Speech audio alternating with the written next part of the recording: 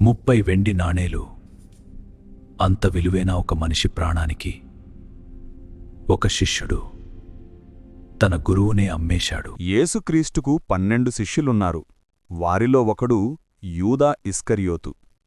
అతను యేసుకు దగ్గరగా ఉండేవాడు. అయితే అతని హృదయం మాత్రం దేవునివైపు కాదు. ఒకరోజు యూదా ప్రధాన యాజకుల దగ్గరకు వెళ్ళాడు. వారిని చూసి ఇలా అన్నాడు, నేను యేసును మీకు అప్పగిస్తాను, నాకేమిస్తారు? వారతనికి 30 వెండి నాణేలు ఇచ్చారు. ఆ రోజునుంచి యూదా సరైన సమయం కోసం ఎదురుచూశాడు. ఆఖరి భోజనం రోజున యేసు అన్నాడు, మీలో ఒకడు నన్ను ద్రోహం చేయబోతున్నాడు. అందరూ ఆశ్చర్యపోయారు, కాని యూదా మౌనంగా ఉన్నాడు. రాత్రి సమయంలో యూదా సైనికులతో కలిసి వచ్చాడు.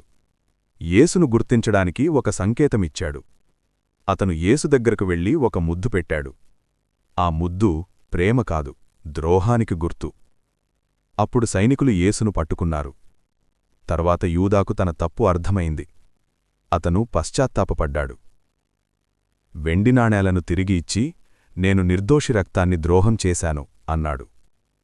కాని చాలా ఆలస్యమైంది. అతని తప్పు అతని జీవితాన్ని ముగించింది. ఒక శిష్యుడు దేవుని దగ్గర ఉన్నప్పటికీ డబ్బు కోసం తన గురువునే అమ్మేశాడు.